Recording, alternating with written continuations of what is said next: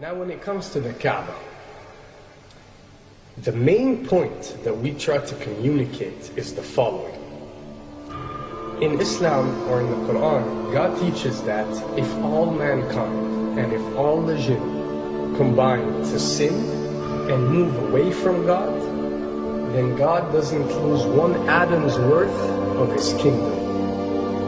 And if mankind and jinn combined to dedicate every second of their life to prayer and to worship of the one God, then God's kingdom doesn't gain one atom's worth as well. What does this philosophy teach you? It teaches you that God is not in need of you, or your practices, or your worships, or your prayers. You are in need of these practices and these worships. You are in need of God and not the other way around. If you can understand that philosophy, then you can appreciate prayers and what they are meant to do, which is basically enlighten you. So when dealing, for example, with the Kaaba, Muslims are required to go and perform Hajj one time in their life, and it's one of the 5 pillars of Islam. Growing up, most Muslims accept this, and most of them do it without questioning, and this is the essence of belief, and this is great. But at the same time, this doesn't mean that if you question or research, you're going to come back with negative or bad answers. The opposite is actually true. So when we started researching into the esoteric agendas and we started researching the elites, we found out how much certain type of practices and rituals can affect your lives. So when we went and placed this on Islam, we developed an even deeper respect for this religion and a far deeper respect for God and the Creator of us.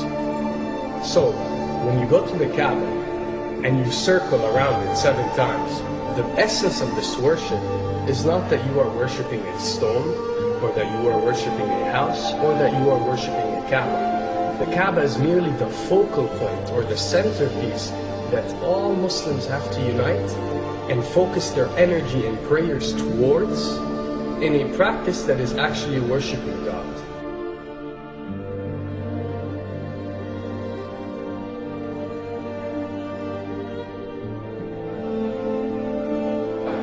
Now, going in circles counterclockwise does not break you away from time and space.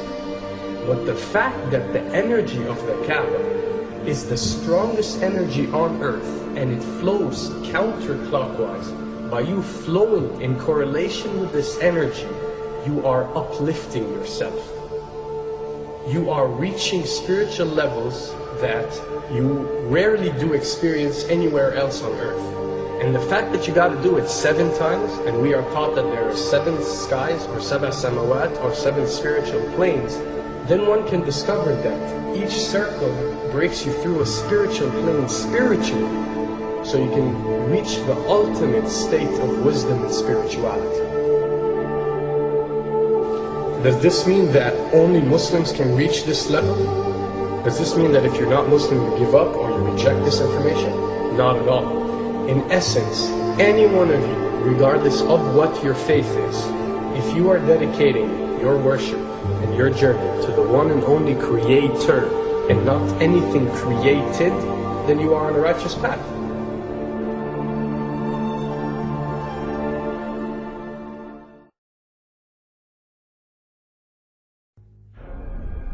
To begin with, the significance of 911.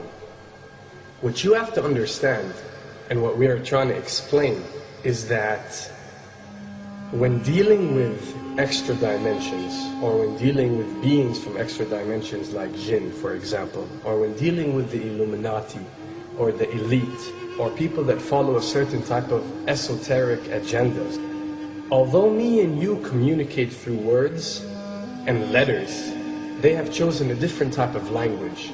And this is a cross-boundary type of language. This is a language that goes across the boundaries, understood by all. And this is the language of numbers and shapes.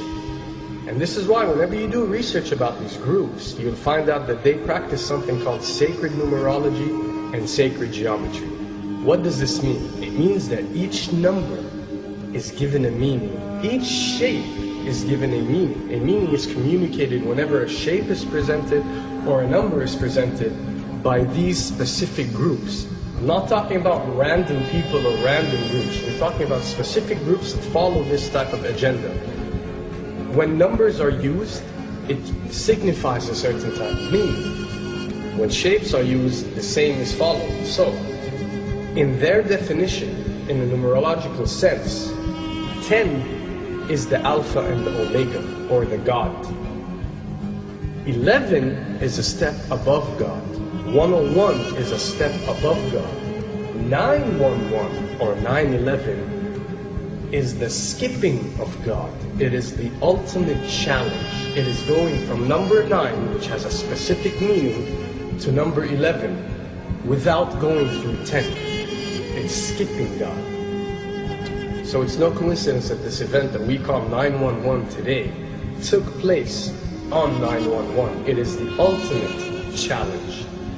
So now that we understood what 911 means, what other practice do we do that deals with 911? Calling a number whenever you are in an emergency.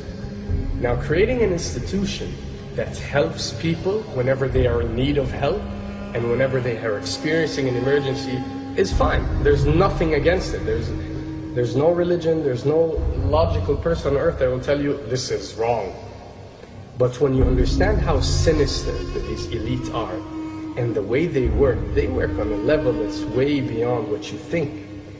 So the fact that when you're experiencing an emergency or when you are in need of help, you have to pick up a phone and dial 911, which is the ultimate numerological definition of skipping God, then you'll understand how these people work.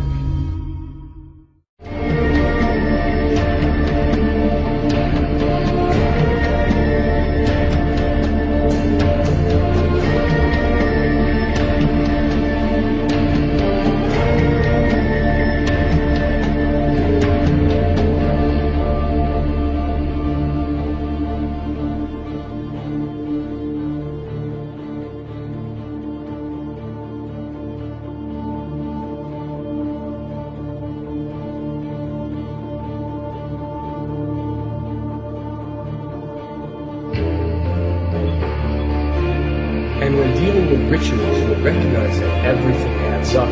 For something to be a ritual, everything has to be in place, everything has to be perfect. And my advice is, if you want to recognize that something is satanic, it has to add up in all sense. The numbers have to add up, the shapes have to add up, the event has to add up, it has to have one general meaning. The pieces of the puzzle fit perfectly. That's when you recognize when something is ritualistic or satanic.